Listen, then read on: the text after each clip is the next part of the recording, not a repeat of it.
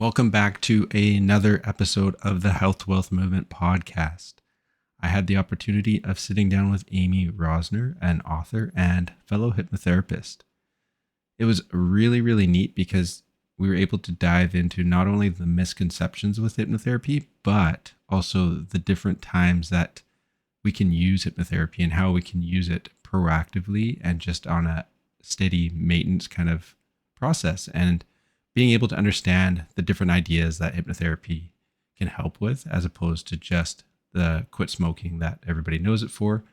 And more importantly, that it's not just for stage hypnosis, for the show, and how you actually have control of yourself while you're in hypnosis. So we dive into all of this. I think it's an amazing, amazing conversation that we're able to have, and I hope you enjoy. So as always, like, subscribe, and hit the notification so you know when the next one comes out. Just a quick introduction. I have Amy Rosner here, who has been a hypnotherapist, coach, and been practicing NLP for 11 years.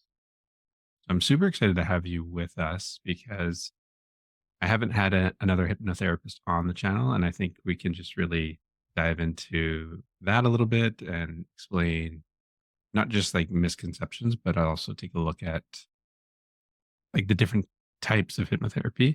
And then also, we're also going to get to dive into, you just launched a book on Amazon and you're doing really, really well with that. So I'm excited to dig into that a little bit. But let's let you discuss how you got into hypnotherapy and what took you down that road. Yeah, well, thanks for having me. It's always fun to geek out over hypno stuff with somebody once in a while. So, yeah, I appreciate it. Yeah, I got into this a while back. I majored in psychology in college, and then I went on to a PhD program and was a brain researcher for a while.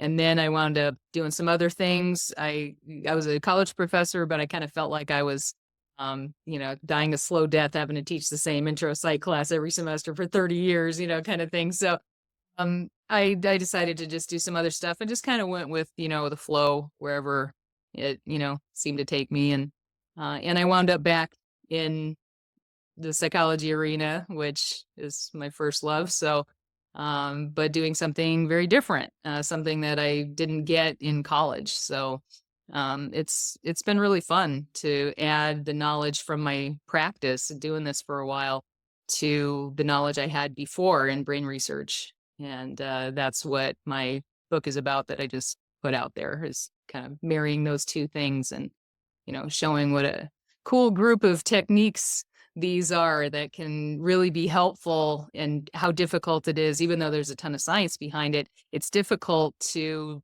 actually conduct those experiments and have everybody be okay with them. There's kind of one side that's like, no, it's all experiential. Another side that's like, no, there's suggestibility and there's, we have to be able to isolate variables, which is what experimental research is all about. So Mm. trying to marry the two is kind of a challenge for sure, but it's a fun one and it's totally worthwhile because there's so much about this stuff that's extremely helpful for people, including people who haven't had luck with other kinds of help. So, I mean, psychology alone for me has always been fascinating. Like, I remember even in high school, psychology 11 and 12, when I actually came out, I wanted to do or practice child psychology.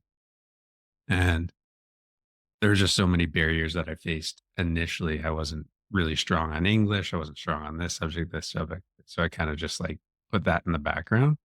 But I think right now, what's really, really neat is being able to take on hypnotherapy and dive into it and understand it on just such a different level and still incorporate a lot of what psychology has to offer and what the brain really does. And like you said, the research behind it and the continued studies is nothing short of amazing because you can't really tell, right? We have this unconscious or subconscious state, and it just fascinates me through and through. Like, me too. Me too. I'm totally fascinated by it. And in fact, the book that I published, there's actually a first book, a journal that I published about 10 years ago. But it took being in this business for a year for me to feel like I could actually write it was a journal, so there were only 10 pages of my writing, but it took like 20 years for me to write those 10 pages just because I felt like this part was the missing piece Mhm. to the education I'd had previously. Yeah, and I mean, that makes sense completely.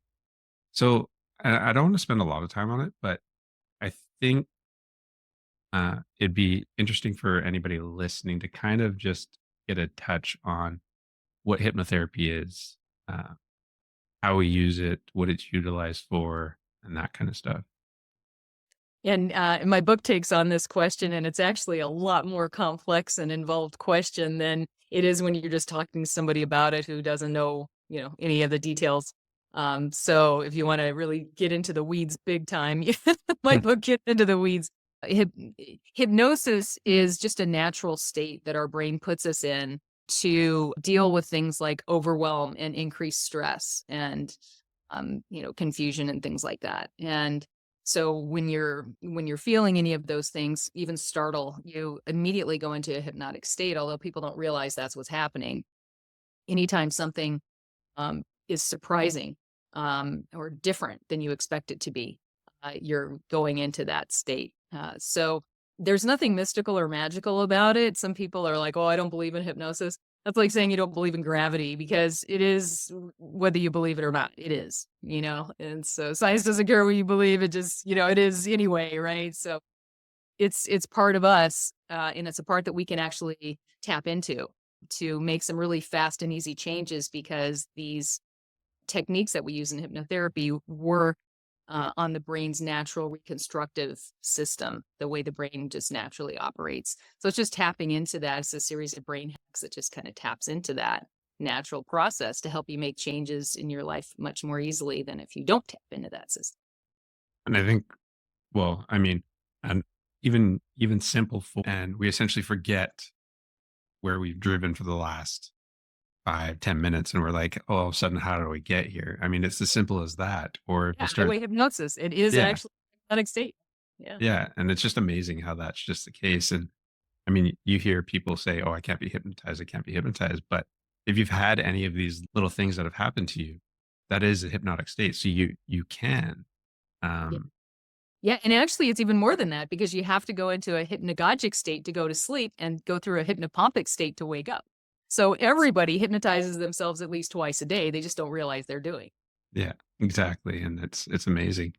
And when we're looking at why people can't be hypnotized, what do you find their thought processes behind that? Because I mean, it varies for me, and I mean, obviously, if they're not going to be open to it, they're going to find it more difficult to be able to get into that state. And Mhm. that's, I think, one of the biggest things that we have to focus on when we're Yeah. working with clients is that the client has to be open to it and understand that they can. Yeah. There are some things you can do to kind of get in under the radar, some cool NLP techniques that kind of like, hey, look over here, brain, and then go around the other side, do something. So you can kind of you can do things to get people started into that hypnotic state easily. Just saying something like, where do you see yourself in your job in a year? When you start to visualize that, you're going into a hypnotic state immediately. If I Mhm. ask you several of those questions, have you open and close your eyes a few times? You're actually, those are all technically speaking inductions into a hypnotic state. And the more inductions you go through, the deeper and faster you're going to go into that hypnotic state. So those of us that are using these techniques can, if we understand what actually puts people into a hypnotic state, then we can utilize those. And if that person wants to go into that state, they will. Now, if they don't want to, we can't force them to do anything. Yeah, I've never hypnotized anyone but myself, and nobody has. It's all technically self hypnosis. When people use those techniques with me, I can, keep myself in a conscious state if I want to, or I can let myself go into a hypnotic state. So it's just a matter of kind of changing control, in my opinion, changing control of dominance in the brain from left to right. And there are differences in how those two parts of the brain process information and allow the whole brain to, come on board and provide information and, be able to bring stuff up that is important to do something about and that we'd like to change. And I feel that's a really good point to bring up too, because a lot of people have this perception that when they're going into the hypnotic state, essentially losing control. So the hypnotherapist or whoever they're working with is essentially taking control. And the common misconception from Hollywood point of view is dancing around like a chicken, or, being able to be Yeah. told to go rob a bank or something Yeah. absurd. And that's really just not the case. No, you wouldn't do anything in a hypnotic state that you wouldn't do out of a hypnotic state. Yeah. Uh, yeah, it's just you have total control the entire time. In fact, I've had sessions where I don't even know what the session's about.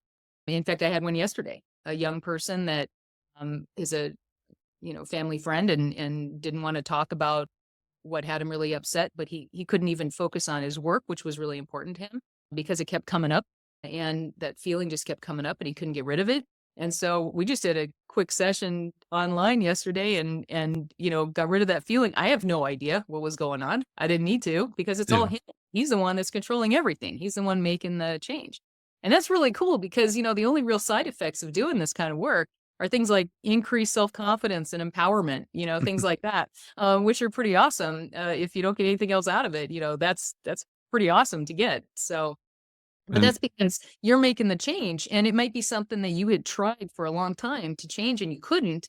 And here, with me being able to just be the facilitator and, say, okay, now do this, and walk you through the process. At the end of it, you feel totally different. You had gotten rid of that feeling that you couldn't before just because of going through a simple process.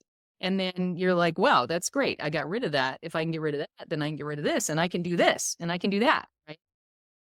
and I think that's what's missed is they they think that they're gonna, you know, give all this personal information up when they're going into hypnosis. And in fact, depending on the type of hypnosis, which we'll touch on too, but uh, depending on the modality that the hypnotherapist is using, you don't have to give any information up, and you're not going to if you don't want to. And I Right. think that is something that needs to be expressed, and a lot of people need to understand is we're not these uh, magical beings that are just going to extrapolate all this information from your head. It's not going to Right. happen that way. Yeah. There's no magic to it at all. I can't, it's not voodoo. I wish it was. I could retire early, but it's Right. not. Yeah, no, I don't have any control over anybody's head. But if they want to go into that state, they can go as deeply into that state as they want to. I will help them to do that. And whatever they want to change, they can change. It can't be my agenda though. It has to be theirs because if they don't really want to change something, they're not going to. Yeah. If somebody comes in to stop smoking because it bothers his wife and he wants to keep smoking, he's not going to stop no matter what I do. I can't change that. So Yeah. it's And about empowering others, and it's really about people getting more control, not less, more control over their minds and bodies. and that's something that we don't express enough either, is that we're if you don't want to make that change, you're not going to make the change. Right? We can take you into hypnosis and you could come in with ulterior motives. And I remember when I was going through my schooling for it, the teacher had a client who their client was continuously sick, and the husband was always there taking care of that person. And that's why this person was continuously sick. I had exactly the same case. I had one of those too, and it's a secondary gain. They're getting something out of they're getting that attention, So and they so they're didn't they doing it, didn't but want to it's get still better. totally unconscious. Yeah. And they didn't Yeah, want to get better. So they're not going to get better. They're not going to overcome whatever's been holding them back.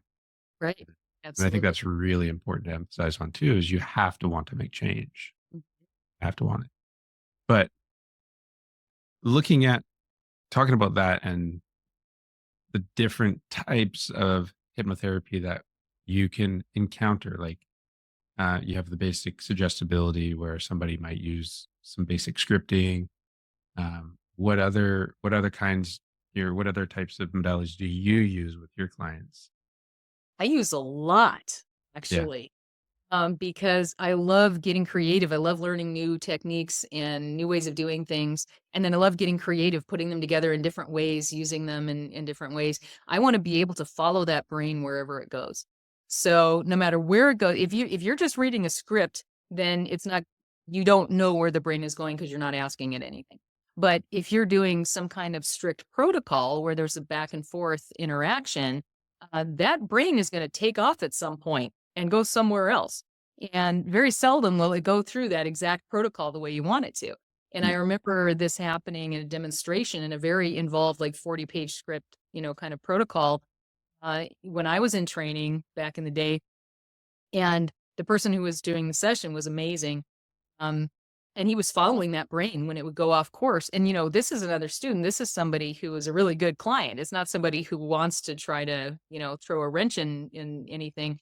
It's just the way the brain works. It's gonna tell you what's important. And that's what we want. We want to open up that part of the brain that knows what's up so that we can, help that person make the best decision and the best change for them. And so he was following this brain and going through, 40 pages of that. At some point, you're going off track and coming back and going off track and coming back.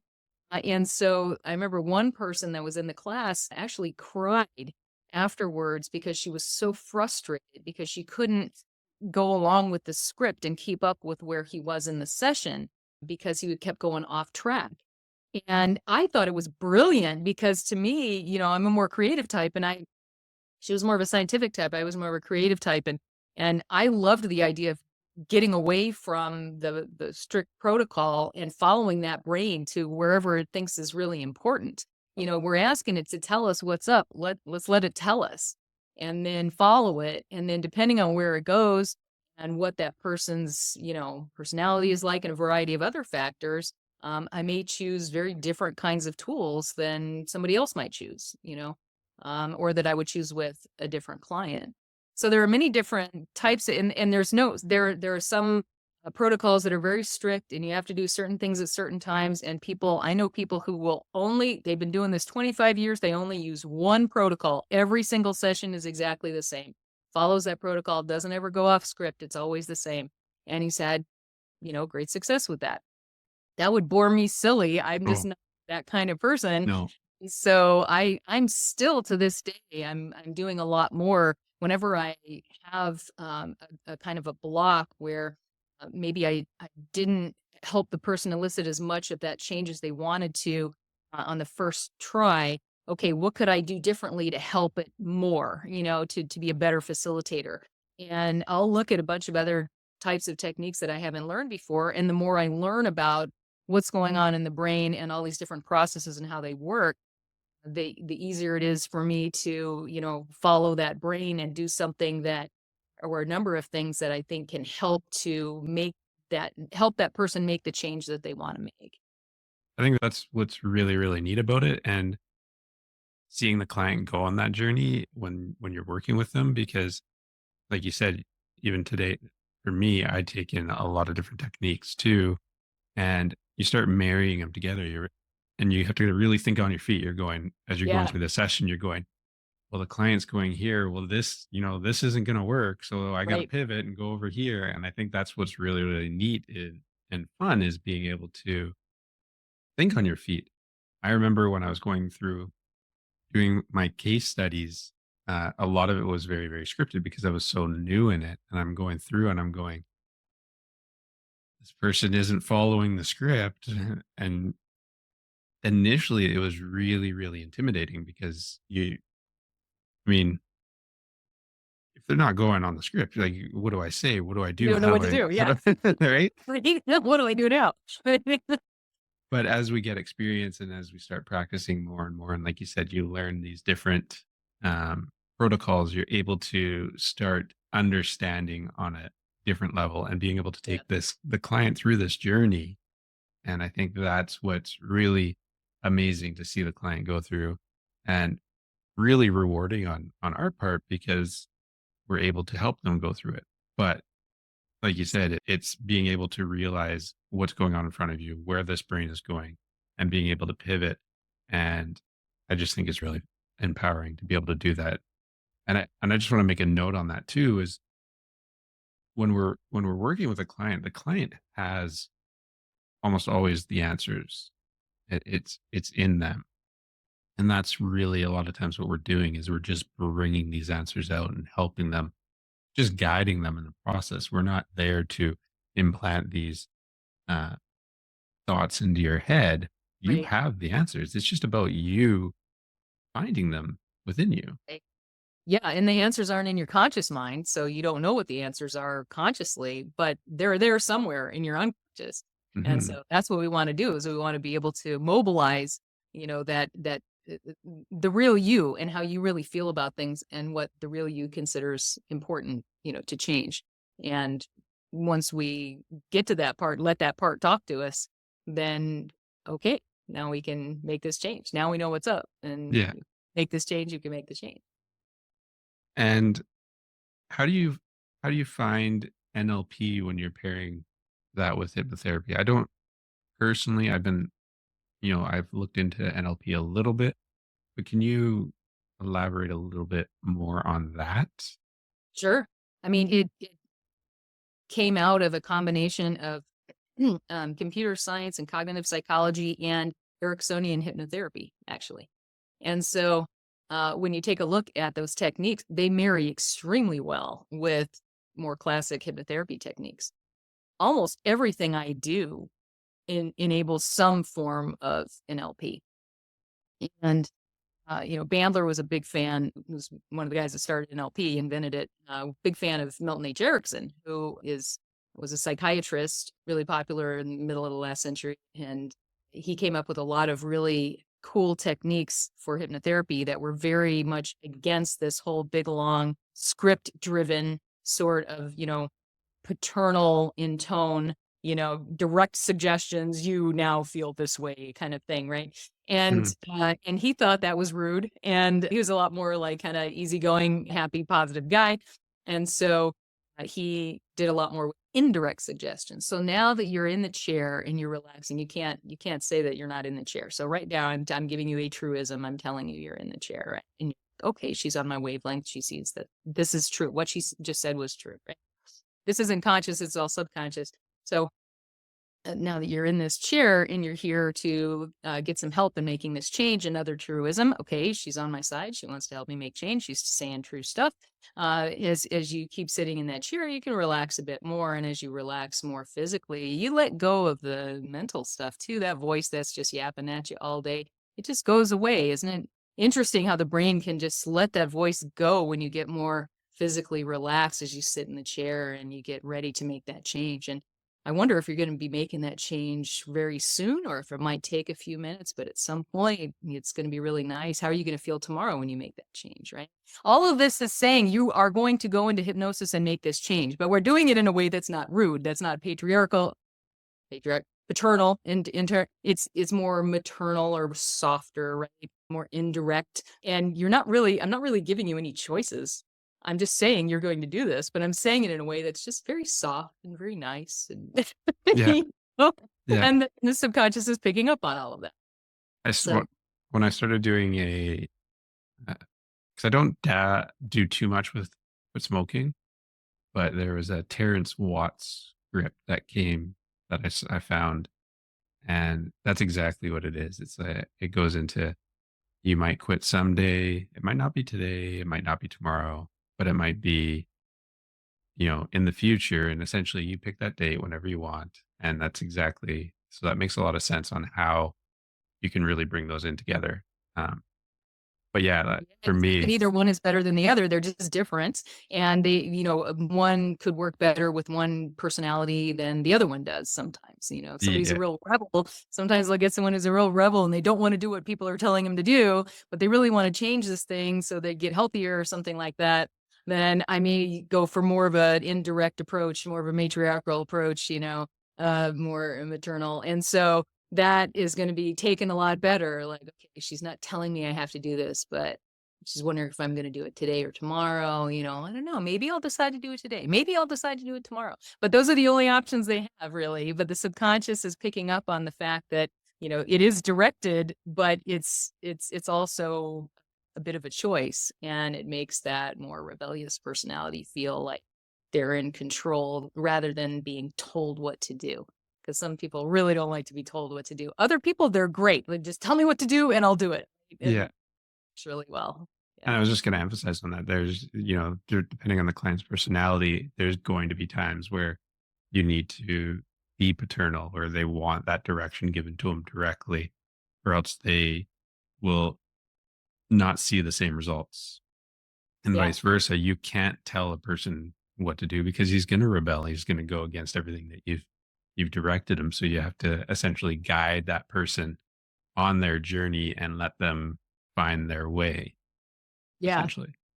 Yeah, and find a way so you're kind of like, you start off going with them. "Okay, I'm telling you things that you already know, and I'm with you, I'm on your path with you, and I wonder if you're gonna do this now or you're gonna do this later, right? I wonder how you're gonna feel when you do this." You start moving them in the other direction, but Yeah. you're with them, right? So they're going along with you.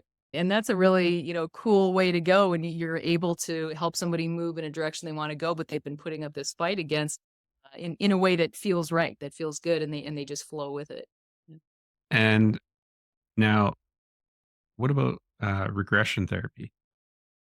So that's one of my specialties, actually. I want to find the cause so that I can, help the person pull the weed out by the root, and be done with whatever that issue is.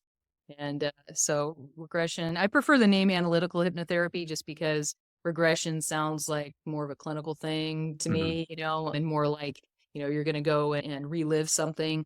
Like psychodrama or something like that. And it's not, it's really more, we really just want more of a review than reliving, right? And the review is, when I was in that situation going through that event, how was I feeling and what was I thinking, what was going on in my head, and be able to understand that, but from a place of a little bit of emotional distance.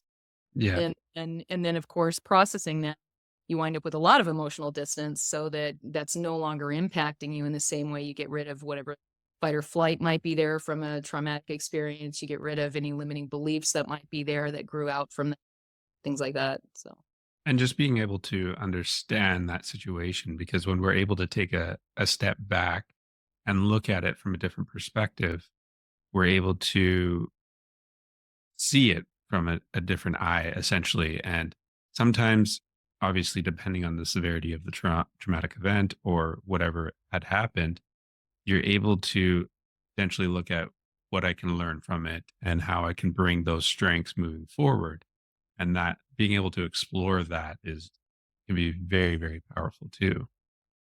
yeah, and the whole perspective shift thing, it goes beyond just the way that you're thinking about it. It actually becomes a visual thing. And it's always fascinating to me when we start off in a session and the person is talking about an event and they're seeing it from first person perspective. They are in that event. But then at the end of it, when we get some emotional distance there, they're now looking at it from the outside, from third person perspective. And that person that's actually going through that could be them or it could be anybody. And they don't really care. Mm, So, and occasionally some of the memory or maybe all of it will just, go away because it doesn't have anything for them to learn from anymore or any significance of being there. But usually it's still there, but it looks different. yeah. It's not necessarily or maybe it's like behind clouded glass or something like that. It's not as salient as it was before. Well, actually, leaning into that a bit, I had a client that I was working with, and she was having a hard time realizing why anytime she would go home or go to see family, she had all this built up anxiety and she couldn't pinpoint what it was and was having a very, very hard time with that. So being able to actually take her back to when it initially started so she could understand it and have her look from an outside perspective and then work through it. Now coming forward, she she didn't have that same feeling. She was able to go, okay, well, there was nothing to be worried about. There was nothing, right? Right. She just felt so much more comfortable always outside, which I mean isn't a bad thing, but you shouldn't be built up with anxiety when you're going home. I Right. think, and that just being able to see that growth. I mean, it was on a couple sessions, but being able to see that growth and where she got to was super amazing because otherwise, without hypnotherapy, she never would have realized it. She Right. never would have understood that. And doesn't this make this just the most rewarding job on the planet to 100%. be able to see people make that kind of a change immediately? Yeah, Absolutely. Yeah. it's just crazy rewarding. Yeah. Yeah. So I think And the only reason why I brought up regression, because there's obviously I've seen a lot of things with people disagreeing with it. So Um, actually in the scientific community, there's some debate about it as well. There's actually no research showing that people can go back to old memories or be able to change old memories. And I can understand why, because I used to be a brain scientist for a living. So I understand, experimental research is all about isolating variables. And so if you can't isolate a variable, you can't study it scientifically or experimentally. You can't say anything about cause and effect. And so when you're trying to do a study like that, it's incredibly difficult because you're probably not going to be able to say much about cause and effect unless you really operationally define those variables in ways that take them away from reality too much. And this is the age-old dilemma in research between basic and applied research. Something that is the case in the lab and may be significant in the lab may have no significance in real life, every day-to-day life, and vice versa. It may be something that is significant in daily life you can't tease apart in the lab. And I see that a lot in this, and this is exactly one of those examples where every hypnotherapist I know has seen this happen many, many, many times, hundreds of times, and yet the research does not bear it out. And so this is one of those classic cases, and I go into this in my book as well, if it's something that you want to kind of tease out. But it's one of those classic examples of where what's going on in the lab, you have to change things so much to be able to study it in an experimental setting that you're taking away the essence and some really important aspects of what's actually happening during that process. And so we see it all the time, even though at this point, so far, research has not, you know, borne that out. but if you start looking at the research aspect of it, I mean, if we take this client for example, going back was able to give her the answer. I don't think you're so much reframing or changing what happened because that memory is not going to change, but you're able to help the client feel essentially different about it, right? You're able to have Well, I them would actually argue you're realize. structurally changing that memory, and that's how the brain works is through reconstruction. And so if you think about that happening, saying that it can't happen doesn't actually make sense when it comes to how the brain operates, Mm, because the brain operates on this reconstruction principle. So every time you bring up a memory, it's not changing much. It's basically this, but it's changing a little bit every time. So it's not like bringing up a picture on your computer. It's not going to be exactly the same every time. So that's why, the fish you caught when you were, a kid and it's just a few inches long becomes, a foot and a half long when you're 40 because you're proud of it and you keep telling the story and it keeps getting bigger each time. The basic scenario, basic memory is the same, but you're changing that component that has emotional value to it. And we do that all the time. Our brains are constantly doing that. And it's one of the reasons that two sisters can look back 40 years earlier on an event that happened and they have totally different recollections of what happened, right? Because over the years, they've changed those a bit.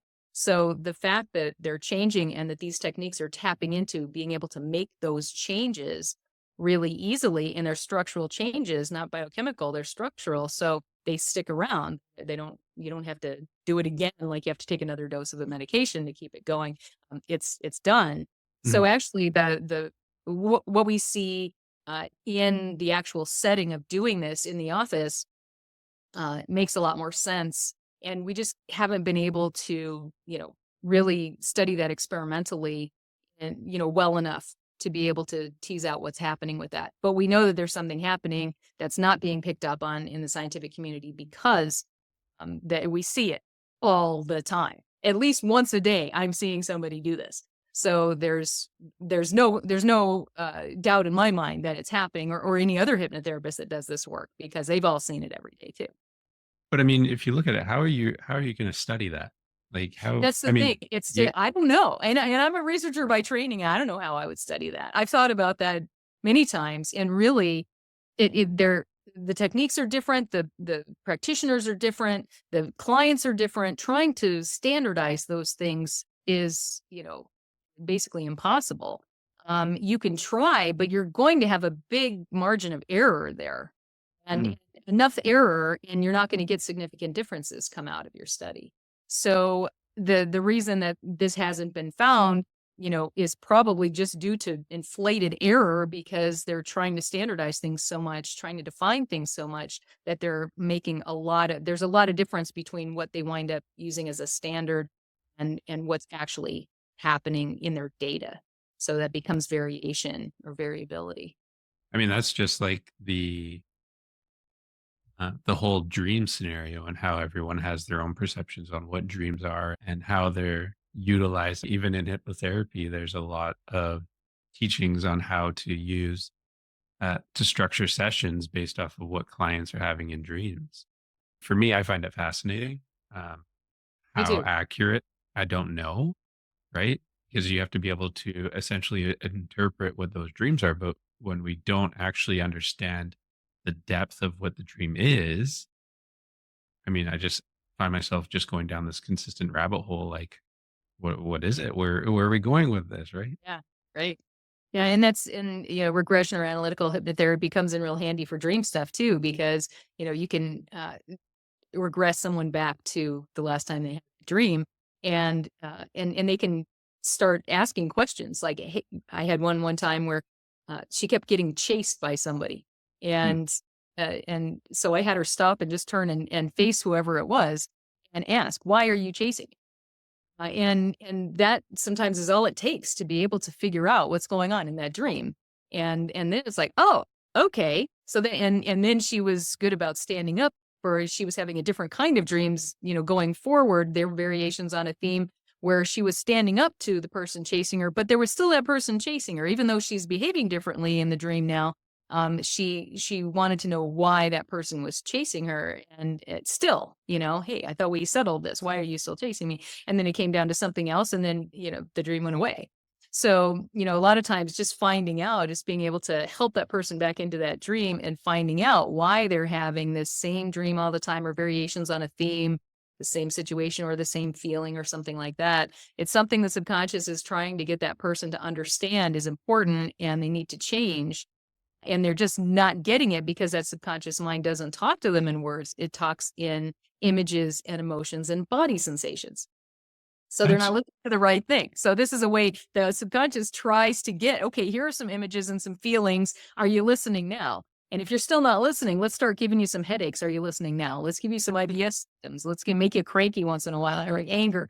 Are you listening now? It'll keep upping the ante until you get it and you make that change. yeah, and I think that's really an amazing thing too. Is the ability for the subconscious mind to give us these messages, and when we consistently ignore them, that they just amplify and amplify and amplify till we actually start looking into it. What I find really, really neat, and I never actually thought about that, is being able to, because one thing I do with all my clients is I have them do a lot of journaling after, especially after that session about their dreams, because I'm interested in knowing. Because for me, even just with self hypnosis and meditation, I started dreaming and remembering my dreams way more. And I never used to remember my dreams. Everybody would be like, oh, people would ask, what do you dream about? I'd be like, couldn't tell you. And so I have my clients do this now, and because they want to understand their dreams. And this is great because I've never ever thought about actually taking them back into the dream to essentially confront it and figure out what it's about. That's actually really cool. Yeah, it's a lot of fun too, and it's fun to watch them change how they are in the dream, and they may start out, afraid or something, and you can see it in their body language, right? And then they, stand up for themselves, and they're like, "Okay, enough of this," Like, "Okay, we're good." So we won't go too much more into that. I mean, we could probably talk for hours on some of that stuff because that Probably. is absolutely amazing. I love the different techniques and I think it's really, really fun. Let's dig into your book. So you just released it on Amazon today. The companion workbook I released today, yes, Okay. it's still under the ebook is still under review. The paper book is available, Nice. paperback is available, and so it's a workbook companion to my original book called Reconstructing Reality: Outsmarting the Brain to Rewrite Our Life Stories. And that's more of a theoretical book, but I noticed that, even though it got great reviews and a lot of people really liked it. There were a few people that were kind of disappointed because they wanted more self-help techniques so that they could actually do some of the things, get some of the effects that I was talking about in the book with some of the case studies that I used. And I hadn't thought about it as being a self-help book, but I think people see the topic and they immediately think self-help sometimes, and rightfully so. And so I decided, okay, I hear you. I'm gonna make a workbook just so that anybody who wants the self-help aspect of it and wants some uh, different exercises and information that can help them make more changes on their own, I go ahead and get that out. So that's what I just recently released, was that workbook. And it also includes videos and audio files and on an online group, a free online group, and anybody can do that. You don't have to buy either of those books to utilize their free resources. They're all on my website in what I call the Stretch and Smile Club, because I say stretch and smile at the end of every session.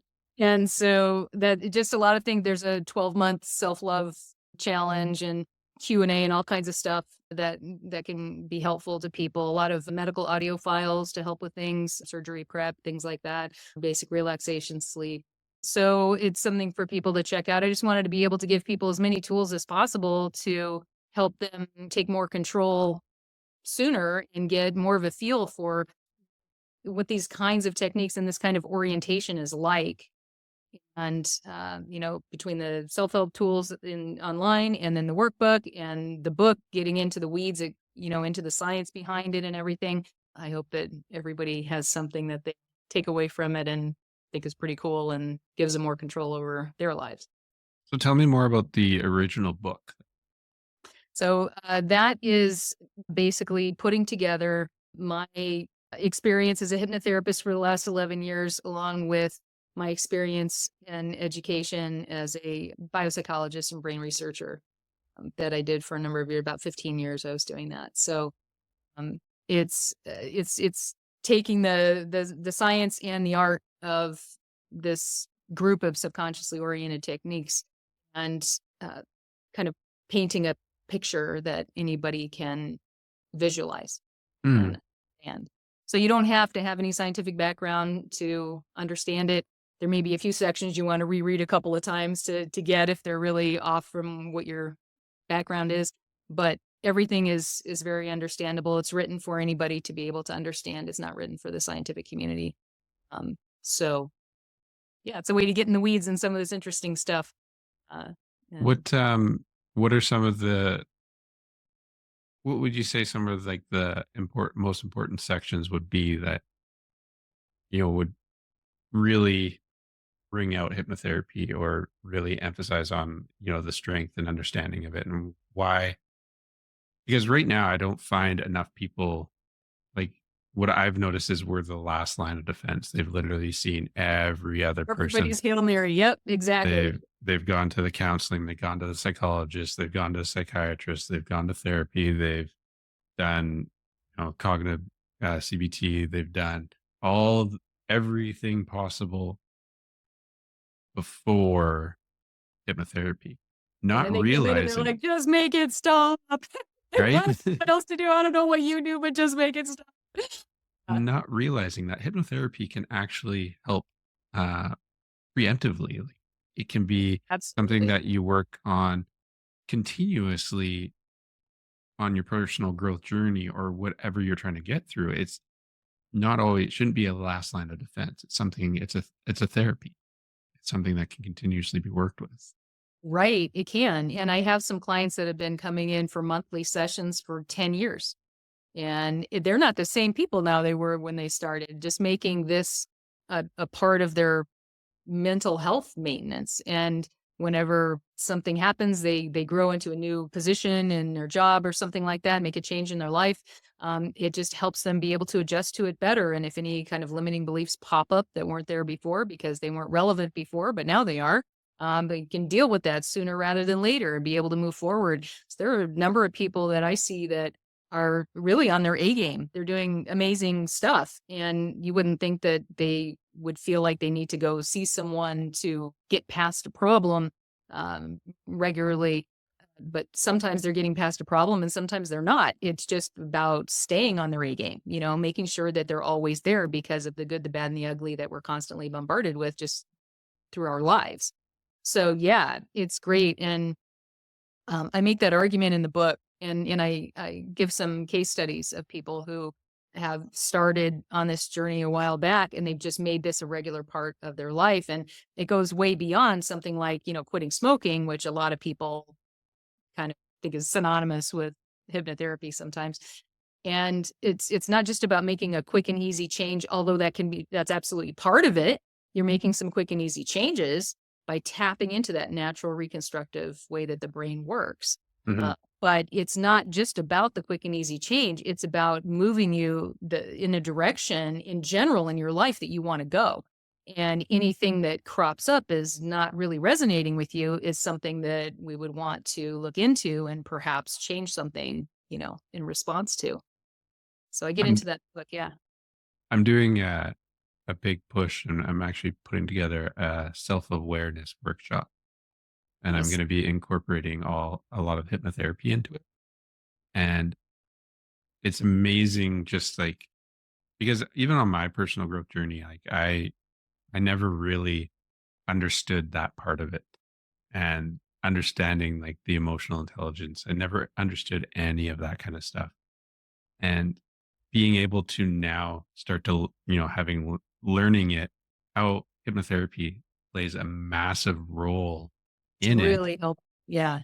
And just going back to your point, when you're doing it on a regular basis, you're able to check in with these emotions, these triggers, and understand your values, your beliefs, and why you make specific decisions based Yeah. off of who you are and how you grew up. Yeah, absolutely. And this is all about just getting rid of negative programming that's keeping the real you from being able to run everything. And that little you, that soul, that spirit, whatever you want to call it, that real you should be running everything. And a lot of times we have negative programming that's kind of pushing that down and keeping us from even being able to get in touch with that part very easily. So we make decisions based on things like logic and reason, which there's a place for that, of course, but anything emotional, if you use logic and reason to try to make an emotional decision, you're going to make a bad decision almost every time, right? So it's really important to understand how you really feel, the real you feels about things. And a lot of what we do, in my opinion, is just helping someone get in touch with that part and be able to hear what that part's telling them, communicate differently with themselves than maybe they had been before. Hmm. And that leads to significant changes going forward.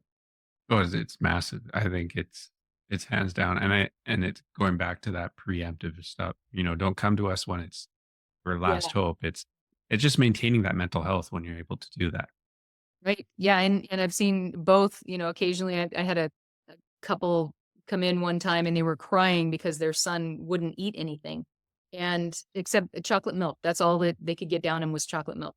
And they didn't know why. And for several months, they'd been taking him to all these doctors and everything. And everybody said he's fine, but obviously he's not fine. And they're so frustrated because obviously you don't want to see your child, be malnourished or anything because they only drink chocolate milk. And so I had him bring their son in the next day, and that was a quick down and dirty fix for a last minute thing. I was the last resort, and he wanted pizza on the way home. And so they were like, "Oh, I don't know what you did, but we have a different kid. Thank you so much." And that kind of thing is really easy, those quick fixes. And so you can get out of, if you've dug a hole for yourself, yeah, you can use hypnotherapy to get out of that hole. And it's a great way to do that. And a lot faster than maybe some other approaches, as long as you resonate with it. But, people don't realize this is a really wonderful way to continue your growth in your moving your life in the direction that you want and continue moving in that direction, um, until they actually do it. And I have some people that, come in regularly. At first, I didn't wanna do any kind of, like, monthly plans or anything. 'Cause I was all about, "Okay, let's give this person some really good tools and kick that baby bird out of the nest as soon as possible. You only rely on yourself, not on me, not on anybody else." And I kept getting requests for more regular kind of tune-ups, as it were. And so I started doing that, and I realized that there's huge benefit in doing that I didn't see at first. And, like I said, some of these folks are really different, and they went from not having any kind of self-empowerment at all to now they're pillars of their communities and doing all kinds of wonderful things for people. But a lot of times when they come in, sometimes I'll hear somebody say, I didn't ask what do you want to work on today? And they're like, I don't know. I was thinking about that on the way over here and I couldn't think of anything. I'm just feeling really good. And I consider my job, part of my job, being able to like poke around and find the emotional tender spots. One of my clients one time said, "Your whole job is making people cry." And we laughed about it. And I thought that's just so sad. But I thought it's kind of true because I'm going to poke around. I'm going to find an emotional tender spot. If I say something and just happen to hit on a little emotional landmine there and I start seeing you well up and cry, okay, we need to do something about that right away because you can't be Yeah. doing that. Not serving you right. Right. Yeah. So it's amazing how many times people come in thinking they don't need a session and then they leave being so glad that they came in because yeah, they needed something. But of course, everything is unconscious. So you're only consciously aware of a very small subset of what may be important for you to deal with at any given moment. So you don't know about all the stuff that, is trying to bubble to the surface to get your attention to change. And you may be feeling like, okay, the big stuff is gone. And so I'm feeling really good, but there's stuff trying to bubble to the surface that you're not paying attention to, not as a conscious thing, but it's just not reaching the surface. But I can, do a little poking around and help that come to the surface. And then we know, and then we can change that. Trust me, as excuse me, someone that suppressed their emotions for very, very long time. It's amazing to be able to finally start releasing it and just understanding who you are on just such a different level. I Yeah. think that's one of the most amazing things. And Yeah. and like you said, when you get a client that relatively feels good, there is something that's unconsciously or subconsciously that's still poking and prodding at them, and they're just potentially not paying attention to that sign because everything else is overpowering it because they're in just such a good state. And But sometimes it's used to white knuckling it through life with certain yeah, things. And they think, "Oh, well, this is just the way I am," or "This is what I just have to do," right? And that's not true. No, you don't have to white knuckle it through anything. You don't have to keep being afraid to drive at night, even though you think that's of very little importance. Okay, I can do it. I can make myself do it, so it's not a problem. Well, why would you not do something about that and be able to drive at night without having a problem, without having to white knuckle it through it? yeah. Okay. So you got your book out, or you got the paperback book, you got the companion book now, which is the workbook. So people are able to do that. That's released on Amazon. Um, and then you mentioned that you do a mentoring program. I do. So as I've learned so much about having a business doing this, I wanted to help other people do that. And at first it was just taking people who've had other training and they just wanted to really enhance their training and have, some more hand holding of getting their business started or rebranding their business in a different way. And then I realized I was doing so much remedial training with everybody because so many of the training programs are so lacking. And there's so much more that they should know. I had someone start actually that she had gone through a complete training program out in California for hypnotherapy. And she didn't even have a script for a regression, even though it's something that they studied. She didn't have any way to do that. She only had one script, and it was, I think, a basic suggestion therapy script. But when you're getting started, you can't just you have to have some reference materials because you don't know all that stuff really well. And she really felt like, and she already had a very successful business, and was very confident in that. And she was crying in my office, feeling like she couldn't do this because she was so overwhelmed because of the, poor training that she had. And so I just, helped her remediate that training. And so over the years, it's gone from just sort of helping on a higher level to now I'm just doing everything because I'm going to have to remediate everybody's training anyway, the way I think is right. And so I'm just going to offer complete training in the stuff that I do, how I do it. And then at the end of that training, it was just evaluated by the International Hypnosis Association, and they called it a beautiful program. Nice. And I'm very proud of that. It's the first time I've offered anything like this. And so I'm just really proud of that. And it will get people dual certification in both hypnotherapy and NLP at the end of that program. Oh, So, wow. and it also focuses on coaching. I use a coaching paradigm. I consider myself a coach who uses hypnotherapy, NLP, and other tools in the coaching practice. I don't come from a therapy perspective. I come from a coaching perspective. And those are Yeah. two very different orientations. So you learn everything you need to learn about being a really good coach too, life coach in this training program. And that's, so where can we find that?